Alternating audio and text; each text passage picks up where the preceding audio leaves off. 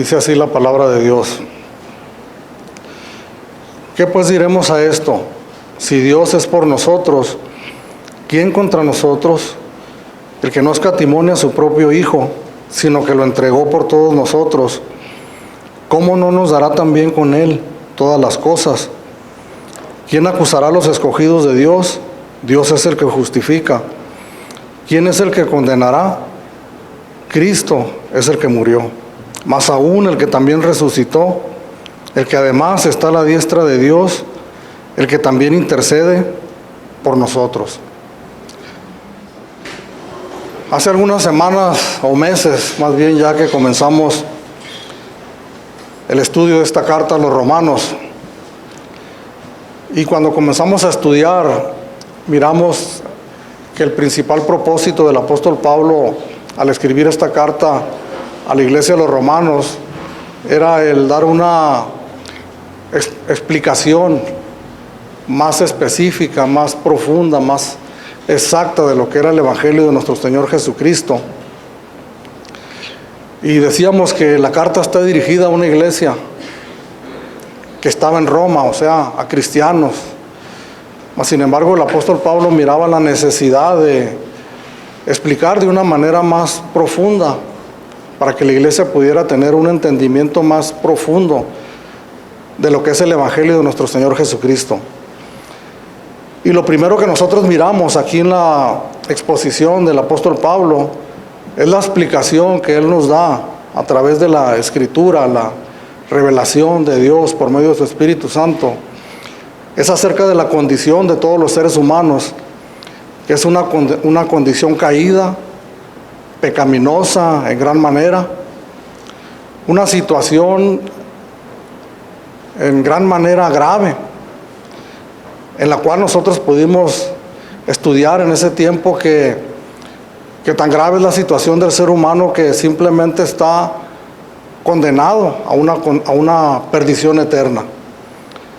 Dice el capítulo 1, versículo 18 en adelante, donde habla acerca de la condición del ser humano, que todos nosotros, sin excepción de nacionalidad o de raza o de lengua, todos nosotros estamos bajo condenación. Que nos espera a nosotros la ira de Dios.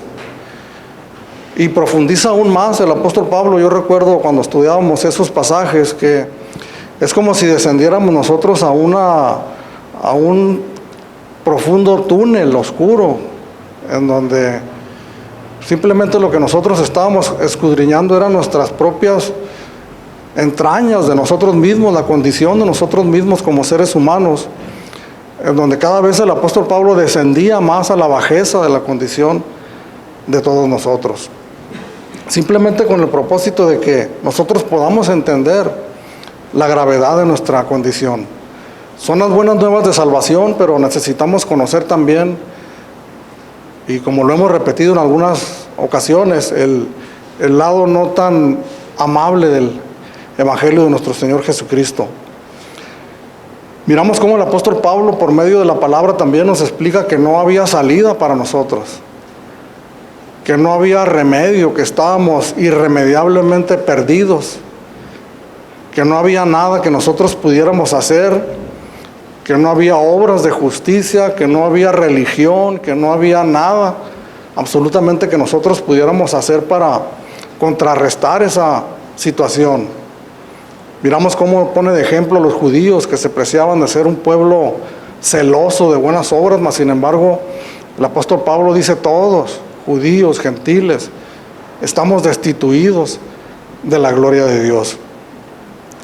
Pero conforme fuimos avanzando, pudimos mirar también, ahora sí, la buena nueva de salvación, que Dios en su misericordia, en su gracia, proveyó el sacrificio necesario para que nosotros pudiésemos alcanzar salvación. Y como dice el capítulo 5 de aquí, de Romanos, que Dios entregó a su Hijo en propiciación por nuestros pecados, que Jesucristo pagó el precio que nosotros deberíamos de haber pagado por causa de nuestros pecados. Entonces ahí comienza ya el levantar del ser humano, ¿verdad? Por medio de la fe, en nuestro Señor Jesucristo, que somos justificados, que somos perdonados, que aquellas cosas que antes nos condenaban de una manera irremisible delante de Dios, ahora la situación cambia completamente. Entonces Dios nos declara a nosotros justos por medio de la fe en nuestro Señor Jesucristo, en la obra de nuestro Señor Jesucristo. Y cómo a partir de ese momento no solamente somos perdonados, sino que comienza una nueva vida en nosotros, que Dios cambia completamente nuestra manera de pensar. Leíamos, también estudiábamos semanas atrás que nosotros ya no andamos en un estilo de vida que nosotros andábamos antes, que ahora hemos comenzado una nueva vida, que la palabra de Dios lo menciona aquí en la carta a los Romanos como una vida conforme al Espíritu, que Dios ha cambiado nuestra manera de pensar, que ha puesto nuevos deseos, nuevos anhelos en nuestra vida, que somos libres del pecado, que somos libres de toda condenación, que no somos siervos más del pecado, que no estamos ya más esclavizados a aquellas cosas que nos ataban, sino que ahora somos siervos de Dios, somos hijos de Dios. Y la semana pasada mirábamos también la seguridad que nosotros podemos tener en esa salvación. Al conocer, ¿verdad?, esa característica de nuestro Dios, que es soberano, que tiene control sobre todas las cosas, y miramos cómo nosotros no comenzamos comenzamos a experimentar nuestra vida cristiana en determinado momento de nuestra vida, de la historia de nuestra vida, pero cómo podemos mirar aquí en el verso 28 al 30 que estudiábamos la semana pasada, que realmente eso comenzó desde antes de la fundación del mundo, cuando el Señor tenía en su corazón, tenía nuestros nombres, nuestras vidas presentes, que un día nosotros le íbamos a conocer mucho antes de la creación del mundo. Eso ya lo tenía establecido Dios. Cómo a su debido momento Dios nos llamó por medio del Evangelio, y es ahí donde nosotros comenzamos a caminar, a ejercer. Pero miramos en estos pasajes también cómo Dios también tiene preparado el futuro para nosotros.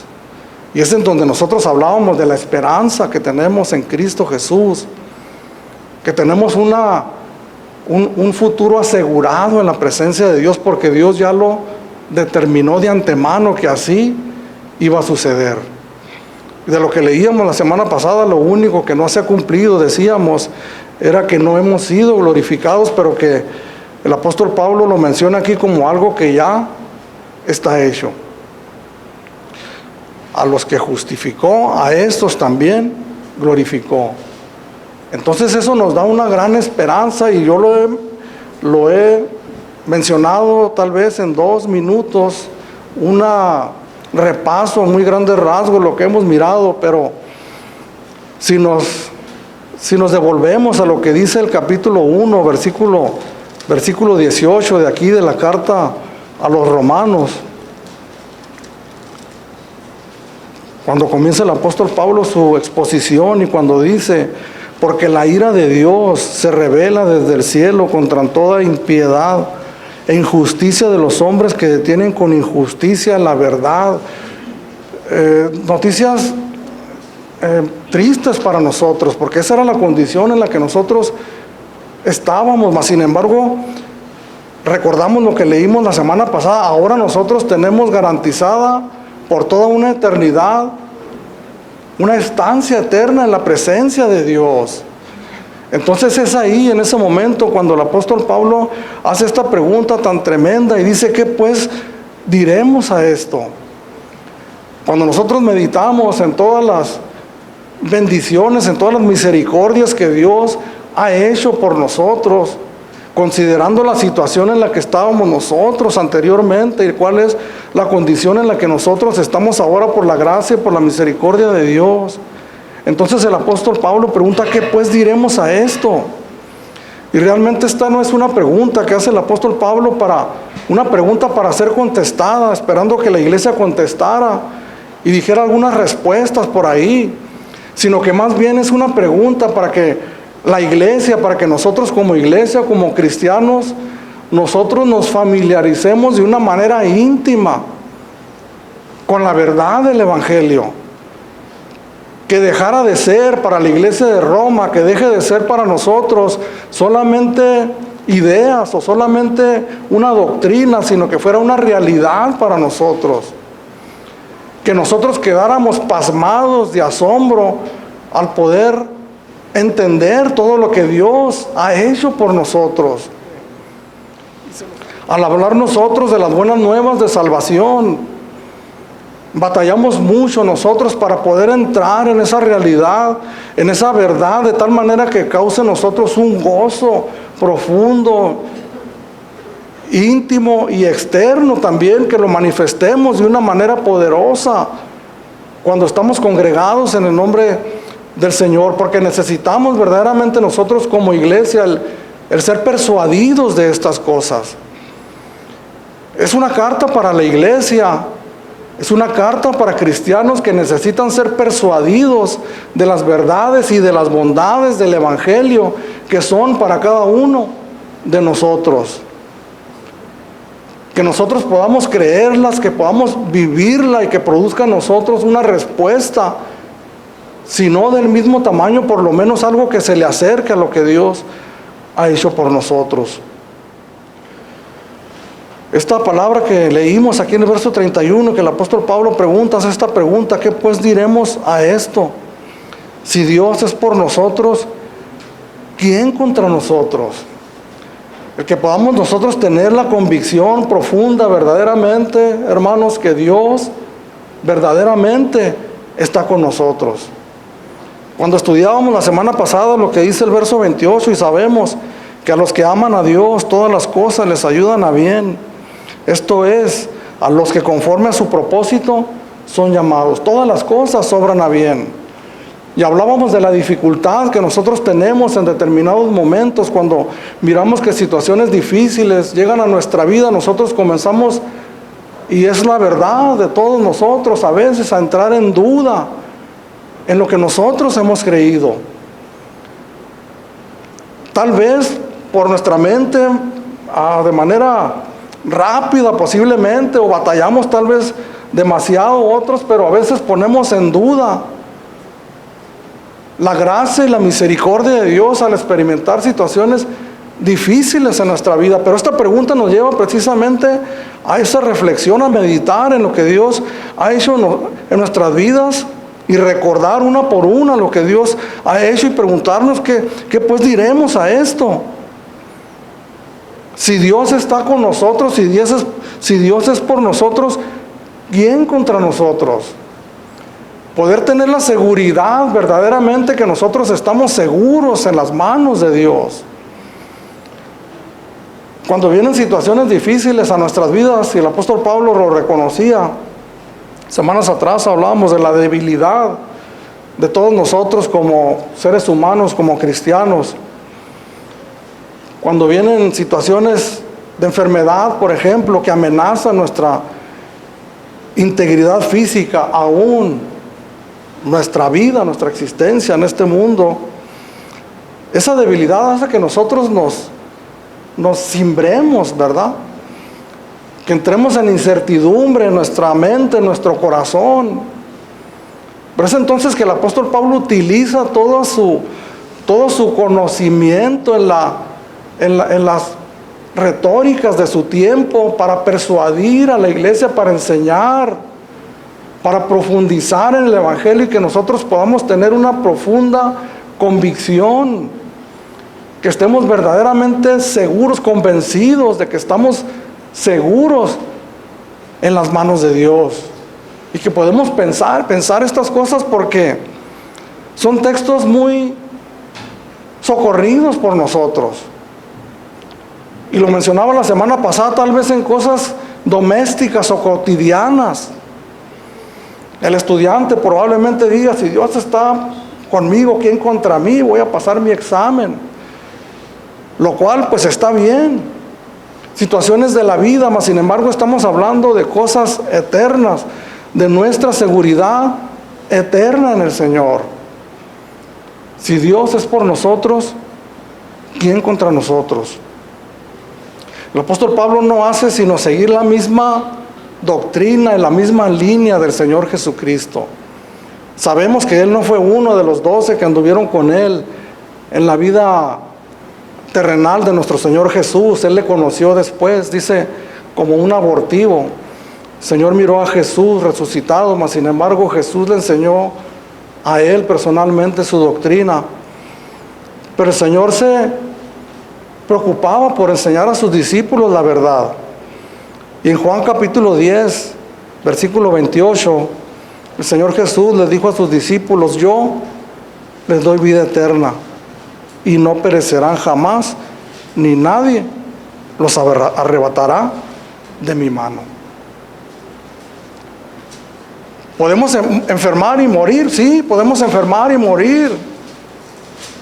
¿Podemos sufrir un accidente terrible? Sí, podemos sufrir un accidente terrible y podemos morir.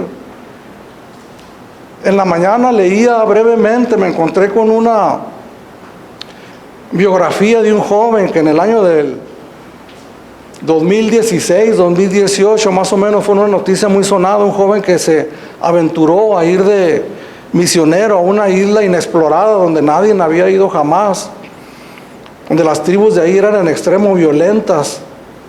Nadie ha pisado la isla, pero él se empecinó a ir ahí. Sabía el peligro que corría. Fue ridiculizado este joven después porque él murió en el intento, mas sin embargo en el diario que él escribió se miraba que no era algo que se le había ocurrido a él, sino que tenía años él preparándose y sabía que podía morir. Un joven de alrededor de 20 años, tal vez menos, cristiano, que murió en una edad donde todo tenía por delante. Sí, podemos morir. Biografías tremendas de hombres jóvenes a quienes Dios usó de una manera tremenda, que entregaron su vida de una manera tremenda, mas sin embargo Dios se los llevó en una edad, en su plena juventud. Sí, podemos morir, pero lo que no puede pasar es que nada puede entorpecer el plan eterno de Dios, de que un día estemos en su presencia. Partamos de este mundo a la edad de 20, 30, 40, 80 o 100 años, nadie puede entorpecer el plan de Dios para nuestras vidas. La seguridad que nosotros debemos de tener en Dios, tenemos que pensar que es en cuestiones eternas. Amén. A veces platicamos con personas que han sucedido algunas situaciones adversas en su vida. Mamá murió, papá murió, esposa, hijo. ¿Y cómo sienten ellos que de alguna manera tal vez Dios no tuvo cuidado de ellos en ese momento? Pero algo que nosotros tenemos que convencernos, hermanos, como cristianos, es que esas cosas pueden suceder. Todos deseamos que no, obviamente. Cuando existe el peligro de que eso suceda, nos entregamos a Dios en oración para interceder, porque Dios tiene misericordia y tiene cuidado de nosotros. Y muchas veces libra a sus hijos de esas situaciones, pero tenemos que reconocer la realidad de que a veces esas cosas suceden. Pero la seguridad que Dios nos da es precisamente lo que nos dice nuestro Señor Jesucristo: yo les doy vida eterna y no perecerán jamás. Pereceremos físicamente, pero... Y como decíamos semanas atrás, no sabemos cómo va a ser la situación allá, pero lo que sí sabemos es que eso es solamente un trance, un dormir y un despertar inmediato y estar en la presencia de Dios. No vamos a estar muertos. Físicamente estaremos muertos, pero espiritualmente estaremos con el Señor. Esa es la garantía que Dios nos da. El tiempo que nosotros pasemos en este mundo, hermanos, es efímero en comparación con el tiempo que nosotros vamos a pasar por una eternidad con el Señor. Por eso podemos entender ahora esta pregunta que el apóstol Pablo hace aquí en el verso 31. ¿Qué pues diremos a esto? Si Dios es por nosotros, ¿quién contra nosotros? Porque esto no significa precisamente, hermanos, al decir esto, ¿quién contra nosotros? No significa que todos los problemas se van a acabar. que nadie me va a poder hacer frente en el sentido que nada me va a poder hacer padecer, que nada me va a causar aflicción. Eso no es lo que dice aquí, sino que ninguna de esas cosas. Y como vamos a seguir estudiando más adelante en este pasaje tan hermoso y tan profundo del capítulo 8, lo que estamos leyendo hasta el verso 39, nos da una seguridad tremenda de que nada absolutamente va a entorpecer los planes eternos de Dios para nosotros. El verso 32 dice: el que no escatimó ni a su propio Hijo, sino que lo entregó por todos nosotros, ¿cómo no nos dará también con Él todas las cosas? Y emplea el apóstol Pablo para persuadirnos a nosotros, profundizando en lo que Dios ha hecho por nosotros. Porque nosotros podemos saber, y yo les puedo decir aquí, que Dios entregó a su Hijo Jesucristo para que nosotros podamos tener vida eterna. Eso es algo que nosotros sabemos, ¿verdad? Es un conocimiento que nosotros también tenemos. Cristo murió por nosotros, por nuestros pecados. Pero ya cuando nosotros decimos, o cuando escuchamos esta frase, el que no escatimó ni a su propio Hijo, entonces ya nosotros entramos en abrimos los ojos y decimos: ¿qué pasó?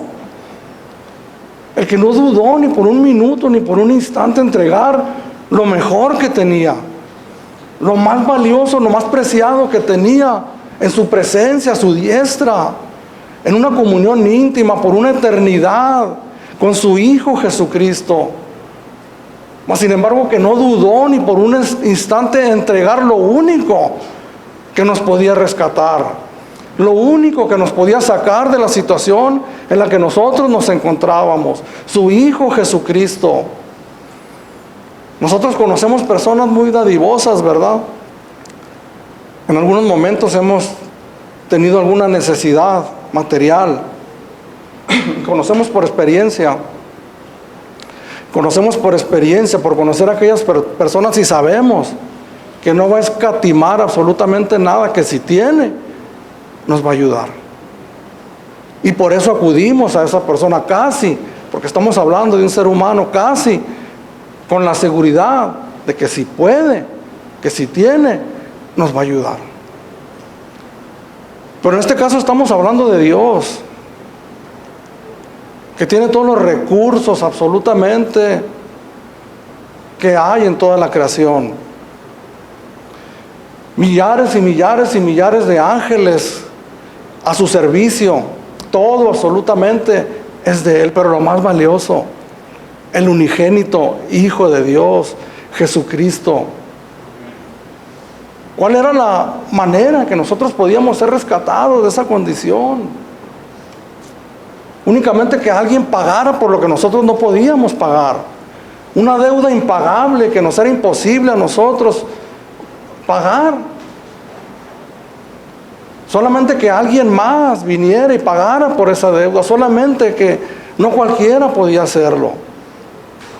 Alguien puro, sin mancha, sin pecado. ¿Dónde lo encontraremos? A la diestra de Dios, en la presencia de Dios, que Dios le envió para que pagara por nuestros pecados, para que nosotros pudiéramos disfrutar de lo que hoy disfrutamos, de bendición y de vida eterna, de libertad del pecado y de la maldad, del temor a morir sin conocer a Cristo y perdernos por una eternidad. No lo pensó dos veces. De hecho, lo tenía establecido, como hemos estado estudiando desde antes de la fundación del mundo, que su Hijo Jesucristo iba a venir a este mundo a morir por nuestros pecados. Ahora, cuando nosotros hablamos de esto, cuando el apóstol Pablo dice aquí: el que no escatimó a su propio Hijo, sino que lo entregó por todos nosotros. Notemos que el apóstol Pablo va ahí entre esas personas. ¿Y quiénes son todos esos? Todos nosotros. Perdóneme la expresión. Perdóneme la expresión, pero todos nosotros es una gavilla de pecadores, malhechores, muertos en delitos y pecados. que no merecíamos absolutamente la gracia y la misericordia de Dios. Al hablar el apóstol Pablo de todos nosotros, está hablando de una humanidad entera perdida en pecados y en delitos, y que nos describe. Por eso el apóstol Pablo empezó esta carta describiendo la condición de los seres humanos. Dios lo entregó por todos nosotros, el justo por los injustos. Se hizo maldición para que nosotros pudiéramos ser bendecidos. Se hizo pobre para que nosotros pudiéramos ser enriquecidos. No prosperados económicamente, no ricos en este mundo, sino que se despojó de sí mismo, de quien Él era, para que nosotros pudiéramos alcanzar esa gran bendición de la vida eterna. Isaías capítulo 53, verso 6. Escribió el profeta: todos nosotros nos descarriamos como ovejas, cada cual se apartó por su camino, mas Jehová cargó en él el pecado de todos nosotros. Podemos mirar el contraste tan grande, hermanos, tan tremendo, de la persona maravillosa de Jesucristo, el justo por los injustos, al que no cometió pecado, lo hizo pecador por nosotros. Al poder entender, por eso el apóstol Pablo, cuando se incluye, recordemos su experiencia, cuando él escribe a Timoteo y le dice que Jesucristo, que vino a salvar a los pecadores, y luego cuando dice: de los cuales yo soy el primero. Porque hemos hablado de esto también, que cada cristiano, hermanos, cada creyente que le ha resplandecido la luz del Evangelio, no se compara más con nadie más, sino que su maldad y solo su pecado le es real a él. Como dijo David: mi pecado está siempre delante de mí.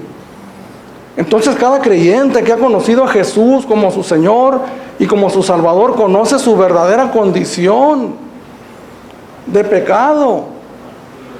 Entonces podemos entender y podemos experimentar en nuestra vida, en nuestro ser interior, lo que Dios hizo por nosotros al mandar a este ser tan maravilloso, el Hijo de Dios, nada más y nada menos, a morir por nuestros pecados. Hablando en un término individual, en mi persona, por un vil pecador. Y esto es lo que el apóstol Pablo dice en 1 Corintios capítulo 1: de lo más vil y despreciado vino a salvar el Señor. No deberíamos nosotros en tener ningún empacho, hermanos, en reconocernos a nosotros como los más viles pecadores. Entonces poder entender ese intercambio maravilloso que Dios hizo con nosotros, que éramos nosotros quien deberíamos pagar por nuestros pecados. Mas sin embargo a Dios le plació enviar a su Hijo en propiciación por nuestros pecados, en lugar nuestro. Entonces eso debería de comenzar a despertar en nosotros un asombro maravilloso, una gratitud a Dios. Meditaba yo en días pasados cuáles son los motivos en que un ser humano puede sentir gratitud. Yo he experimentado en mi experiencia personal y también lo que he vivido de cerca, que el ser humano es tan difícil de sentir gratitud. Usted puede hacerle un bien mayor, cosas admirables por otra persona, mas sin embargo aquella persona es incapaz de mostrar gratitud a lo que usted hizo por él. Puede usted sacarlo de una situación difícil, triste, en la que se encuentra una persona, ayudarlo en sus momentos de más necesidad, mas sin embargo con el tiempo aquello se olvida y no podemos mirar una gratitud en las personas. Porque lo único que puede despertar una gratitud genuina, sincera y eterna en el ser humano es el saberse rescatado de las mismas tinieblas y las garras del pecado por Jesucristo, por el Hijo de Dios. Y cuando nosotros entendemos precisamente esto, la naturaleza de quiénes somos nosotros, si realmente merecíamos nosotros, valía la pena que alguien metiera su mano en el fango para sacarnos de ahí. Y la respuesta es que no merecíamos nosotros.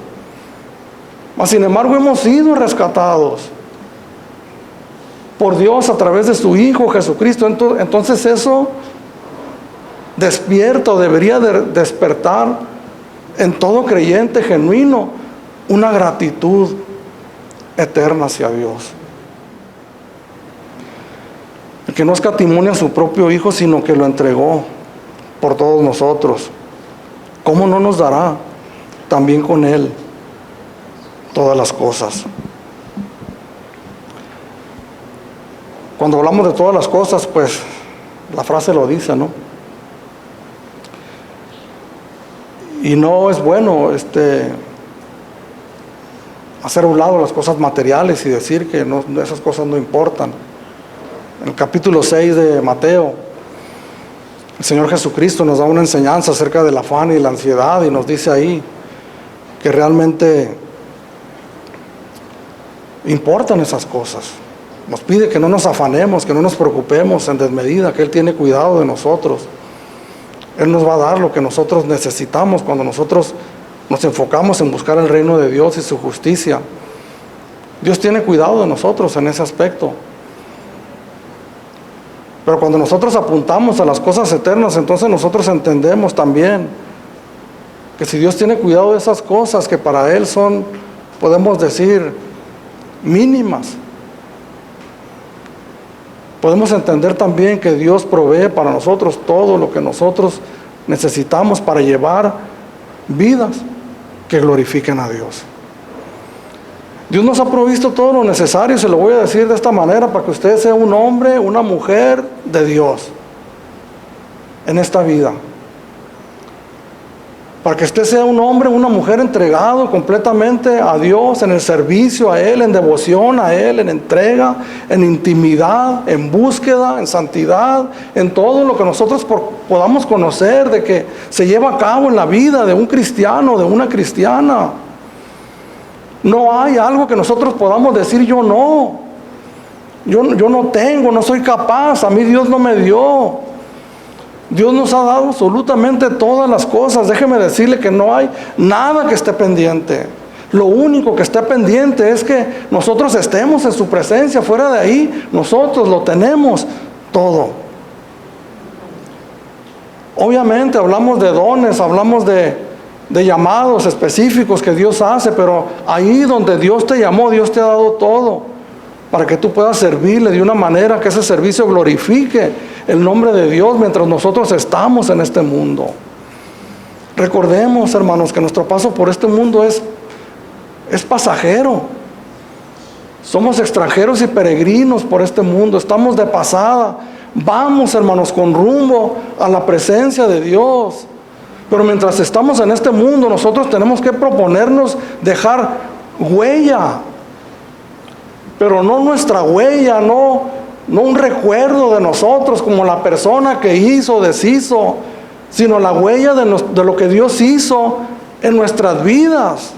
Las marcas de nuestro Señor Jesucristo. Dice el apóstol Pedro que nosotros fuimos llamados para que sigamos sus pisadas. Que mientras estemos en este mundo, hermanos, nosotros exaltemos el nombre de Dios en gran manera, en gratitud por lo que Dios ha hecho en nuestras vidas. ¿De qué manera nosotros podemos responder a Dios, hermanos? El Señor Jesús lo expresa en una frase cuando dice, orando al Padre, que la mies es mucha y los obreros son pocos. Esta oración está vigente aún en este tiempo, hermanos. Necesitamos nosotros, porque Dios no necesita, hermanos. Nosotros como obreros que somos en la viña del Señor, necesitamos más hombres consagrados y entregados a Dios. Hombres como los que menciona el libro de Apocalipsis en la visión que tuvo Juan, que menciona a hombres que estaban delante del trono de Dios, que habían despreciado sus vidas hasta la muerte. Hombres que se dicen a sí mismos no, para decirle a Dios que sí. Mujeres santas,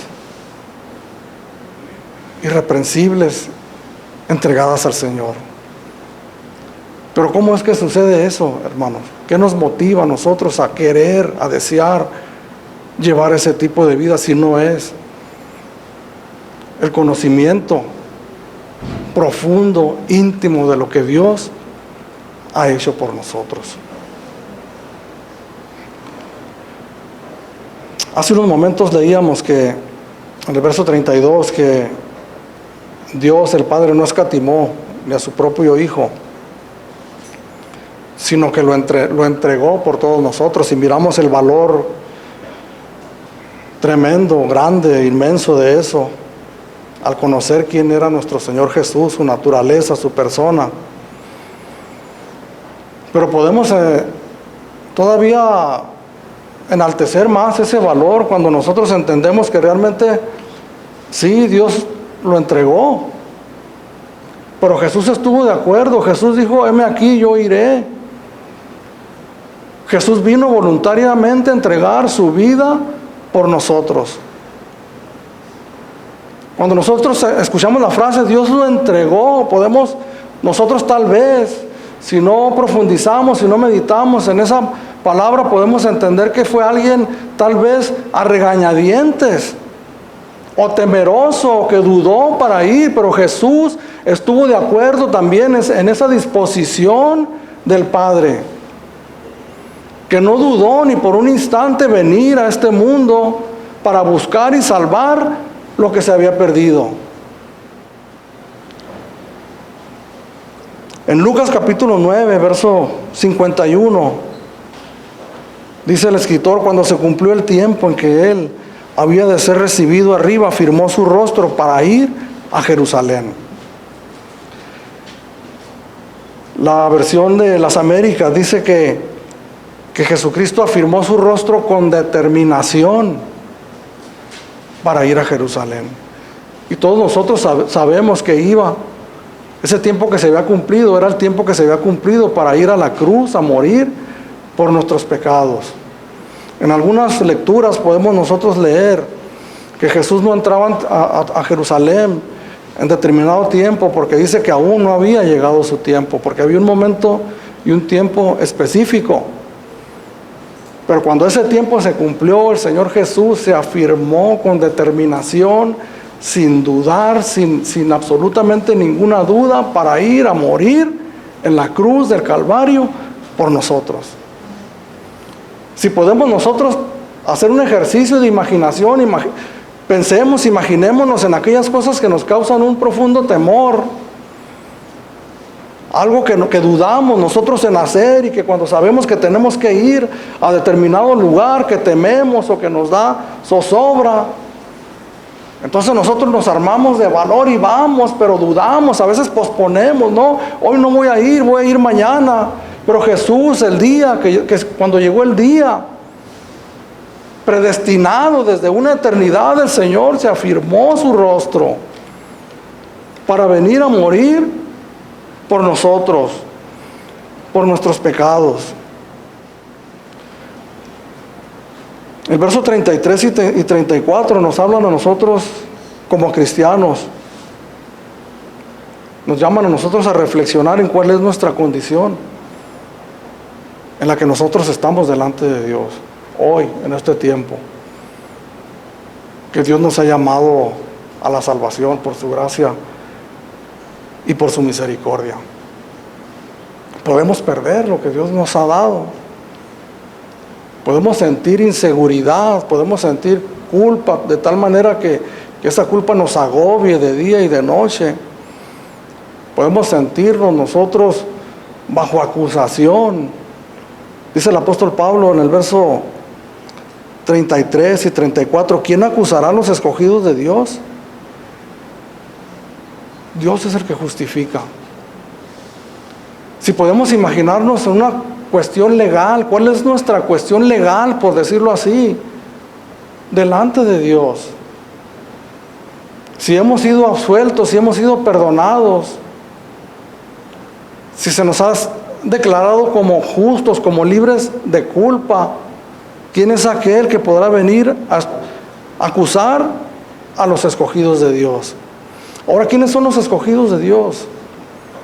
La semana pasada hablábamos acerca de eso. Los escogidos de Dios son aquellos que Dios en su soberanía, en su voluntad perfecta, Él ha decidido llamar. Nosotros no conocemos la razón, no sabemos por qué. Yo no sé por qué Dios, en su sabiduría eterna, en su soberanía, un día decidió que me iba a llamar a mí a la salvación. No lo sé, y eso lo único que hace es que me asombre yo más todavía, al conocer mi condición, mi situación en la que yo estaba, y que yo mismo me calificaba como una persona que no valía absolutamente nada. Entonces no puedo entender, pero lo único que sé en este tiempo es que Dios, en su gracia, en su misericordia, me llamó a la salvación. Los escogidos de Dios, aquellos que Dios ha tenido misericordia de nosotros y nos ha llamado, nos ha perdonado, nos ha limpiado, nos ha dado una nueva identidad como hijos de Dios. Eso no significa que nosotros no vayamos a fallar, no vayamos a pecar. Lo mirábamos semanas atrás también, que hay una naturaleza pecaminosa con la cual todos nosotros batallamos.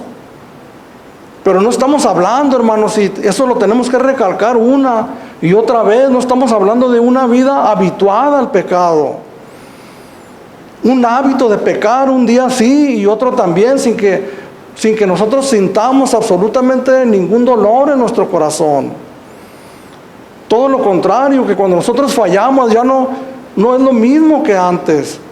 Atestiguamos que hay una nueva naturaleza en nosotros precisamente. Porque cuando solamente con el pensamiento nosotros fallamos, sentimos un dolor en nuestro corazón. Pero aquellas cosas si bien debemos de llegar nosotros arrepentidos delante de Dios genuinamente, después de un proceso de arrepentimiento delante de Dios, no podemos nosotros vivir bajo acusación todo el tiempo, porque es Dios, hermanos, el que nos ha justificado. ¿Quién acusará a los escogidos de Dios? Si es Dios precisamente el que justifica y el que ya nos ha justificado. Entonces la respuesta es que absolutamente nadie podrá acusarnos con éxito.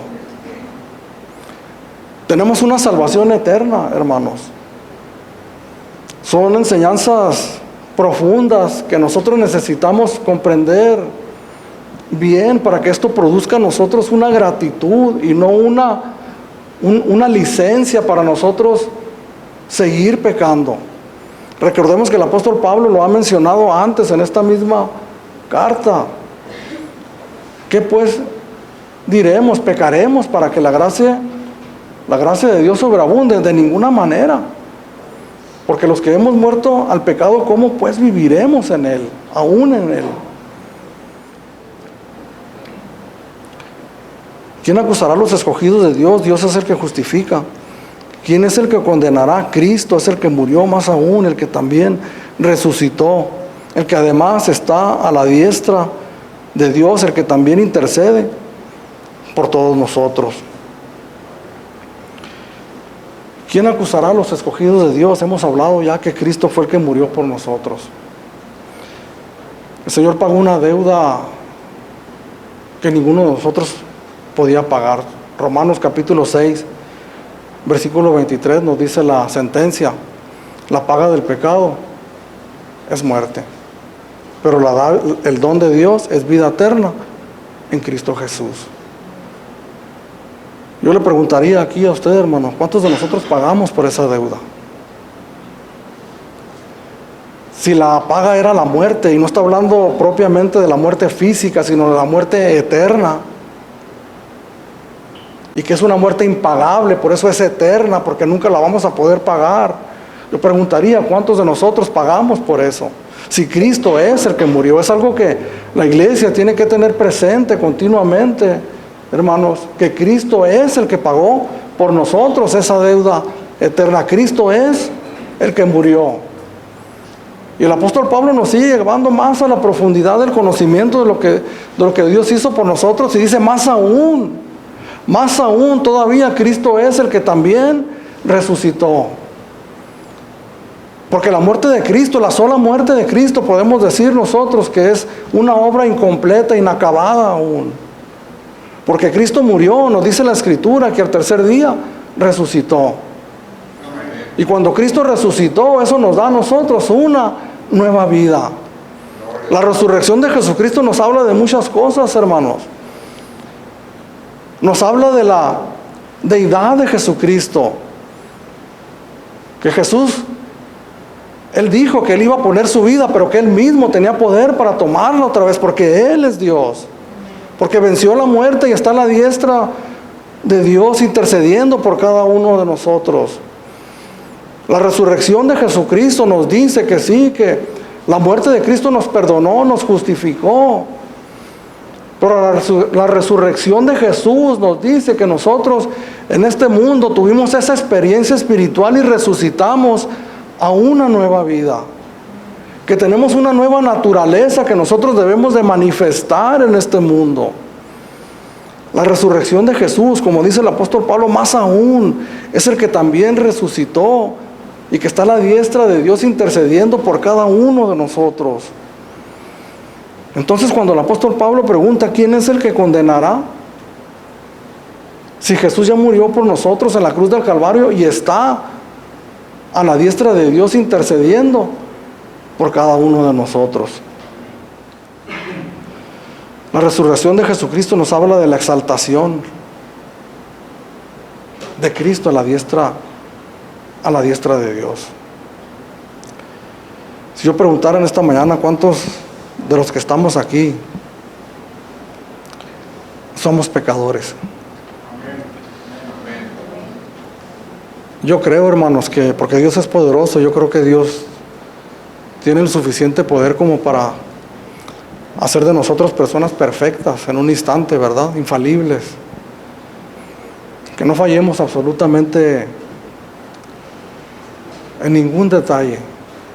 Pudiéramos ser hombres y mujeres en la plena perfección andando. Pero ¿por qué el Señor le ha placido que esto sea una obra, un proceso? A veces, a nuestra manera de ver, muy lento en nosotros mismos. Una serie de tropiezos y de caídas, de fallas,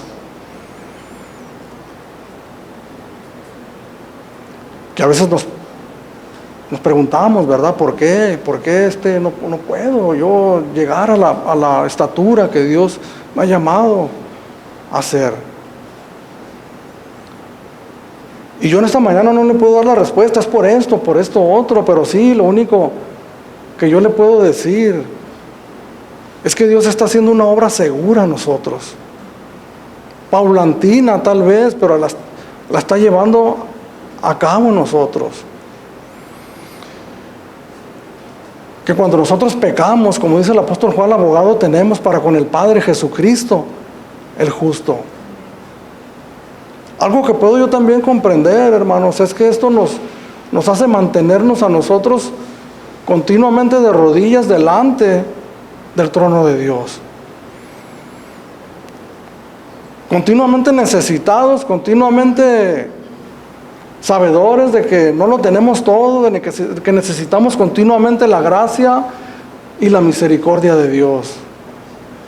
Pero también la seguridad, hermanos, que cuando nosotros acudimos a Él en busca del perdón por nuestros pecados que cometemos todavía, Dios nos perdona. En los siguientes versículos, hermanos, que miramos podemos decirlo así, una joya literaria del apóstol Pablo, que profundiza hasta lo más profundo de la misericordia, del amor de Dios. Cuando continúa en el versículo 35 que vamos a mirar para la próxima semana, hasta el 39. ¿Quién nos separará del amor de Cristo? Esta es una certeza que nosotros como cristianos debemos de tener y que nos permiten vivir en seguridad en este mundo. ¿Quién nos separará del amor de Cristo? Y menciona una serie de situaciones que vamos a mirar la próxima semana, que nos garantizan a nosotros, hermanos, que ninguna de estas cosas nos pueden a nosotros separar del amor de Dios. Amén. El no venir a la iglesia, hermanos, produce en nosotros un daño espiritual. El no acudir regularmente a la iglesia, a congregarnos, produce a nosotros, si utilizamos un lenguaje coloquial, produce en nosotros un bajón espiritual. Cuando nosotros dejamos de congregarnos. Y que llega un momento en que nosotros terminamos apartados completamente del Señor.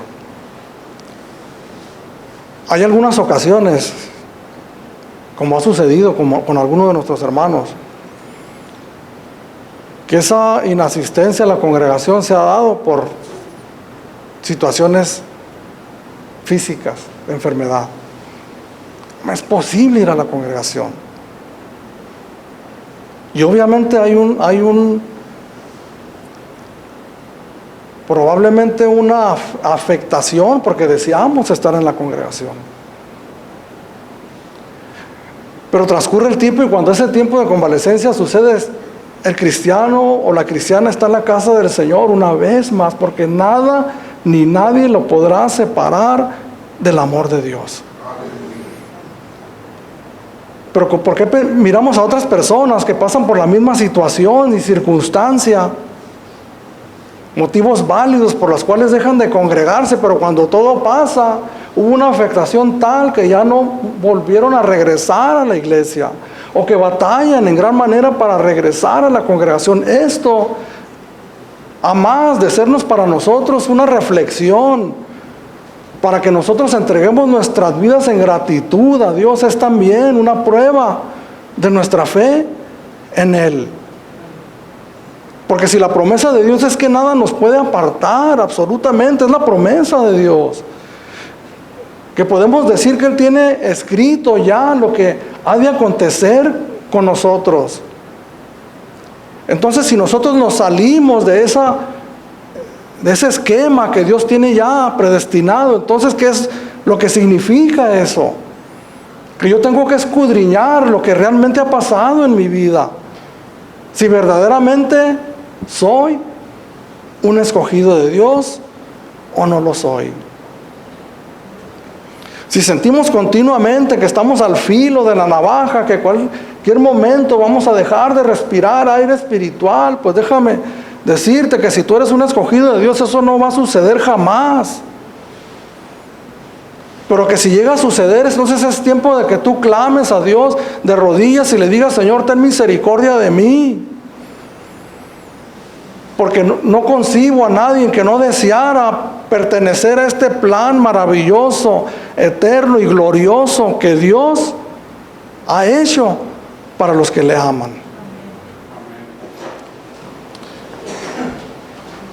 La enseñanza de la Escritura es tan profunda y son verdades tan concisas, tan puntuales.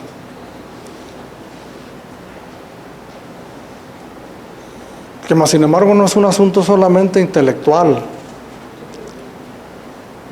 o de un simple conocimiento,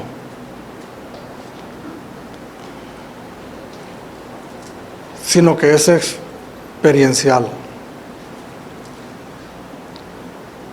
Es una experiencia personal íntima que todos nosotros debemos de vivir con Dios. ¿Por qué nosotros nos descarrilamos fácilmente a los extremos de estas verdades?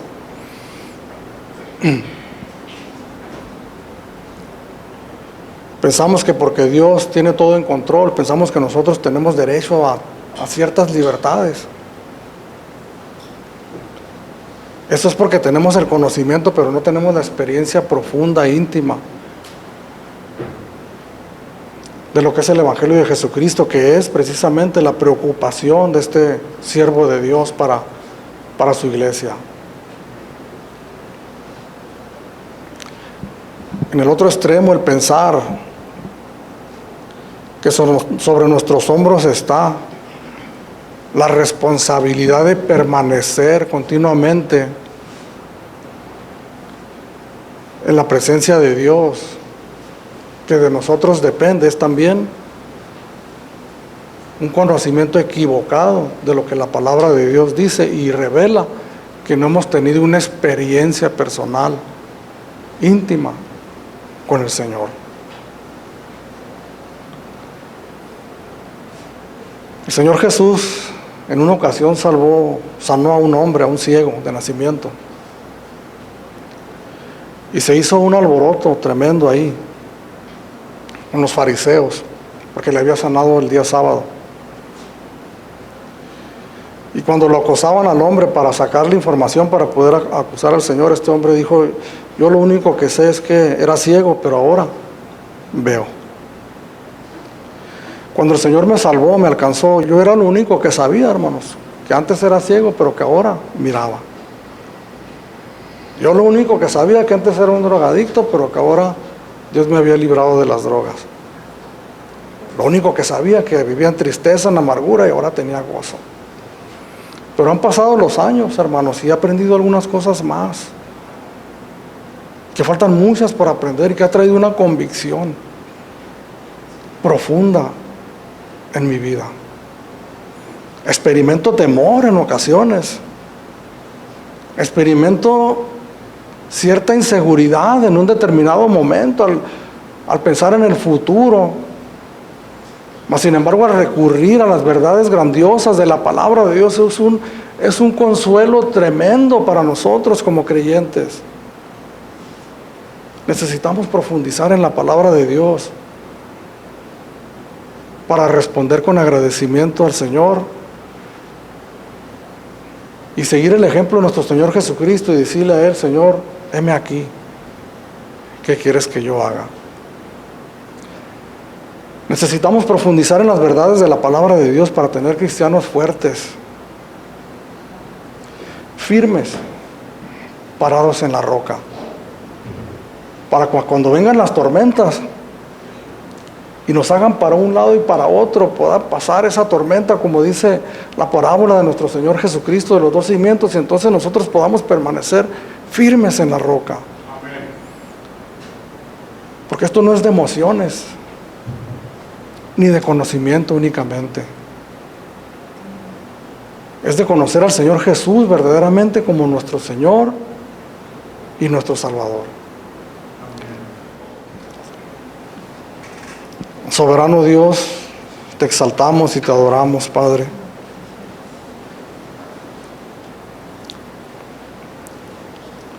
Señor, reconocemos nuestra debilidad, Padre, como seres humanos, como cristianos aún, Señor.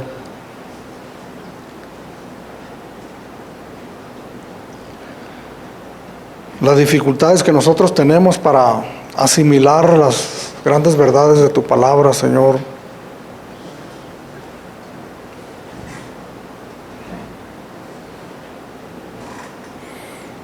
Por eso acudimos, Padre,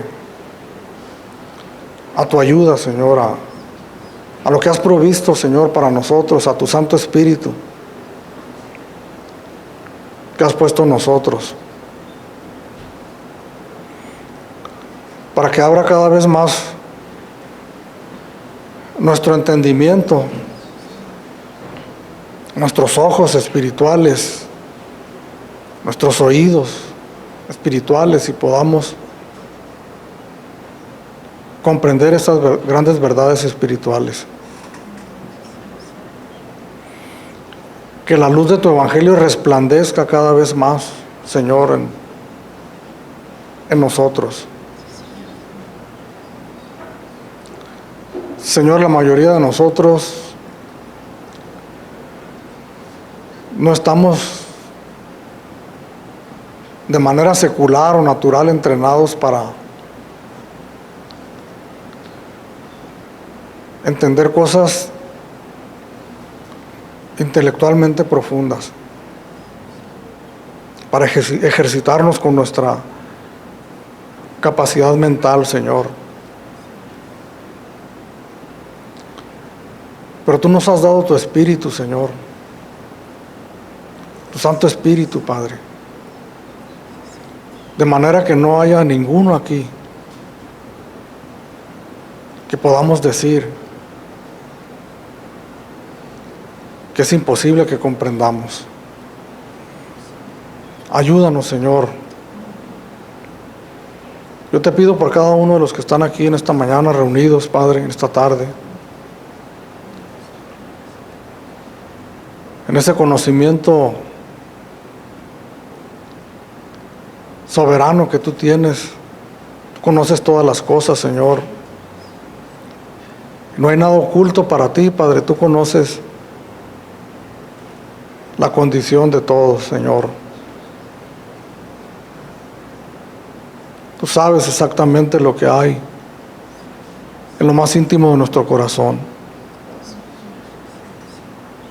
Ayúdanos, Padre. Oramos por salvación, Señor. Que en esta mañana ese milagro maravilloso, Padre, de la salvación de las almas en este día, Señor, sea manifestado, Padre, por medio de tu Evangelio y tu Espíritu Santo, Señor. Que seas tú quien convenzas a todo aquel que alcance a comprender y entender, Señor, lo básico de estas palabras. Que seas tú, Señor, quien convenzas de pecado. Te pedimos, Señor, por los escogidos, por tus escogidos, Señor. Que en ocasiones somos negligentes, Señor, inmaduros.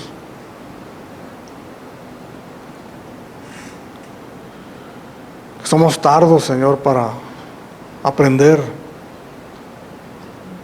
Que somos indecisos, Señor, para servirte, Señor, sin ninguna restricción, sin dudar, Señor. Que podamos tener la misma actitud tuya, Señor, que no escatimaste a tu Hijo, que asimismo nosotros escatimemos absolutamente nada de nosotros mismos y nos entreguemos completamente a ti. Bendice nuestra congregación, Señor. Ese es el clamor de tus hijos, Señor, en este día. Comenzando con tu siervo, Padre.